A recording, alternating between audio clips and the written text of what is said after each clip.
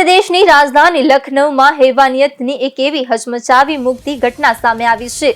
આ ઘટના Ashiyana police station વિસ્તારના સેક્ટર એમમાં એક નિર્માણાધીન બિલ્ડિંગમાં બની હતી। અહીં વરસાદથી બચવા માટે રોકાયેલી એક કિશોરી સાથે સામૂહિક દુષ્કર્મ આચરવામાં આવ્યું હતું। તે નજીકના ઘરમાં બેબીસિટર તરીકે કામ કરતી હતી અને રાબેતા મુજબ કામ પર જઈ રહી હતી। રસ્તામાં ભારે વરસાદ શરૂ થતા કિશોરી આશરો લેવા માટે નિર્માણાધીન બિલ્ડિંગમાં ઊભી રહી। એવો આરોપ છે કે બિલ્ડિંગમાં કામ કરતા એક મજૂરે તેને અંદર ખેંચી લીધી હતી, જ્યારે બાકીના લોકો ચોકી કરતા હતા।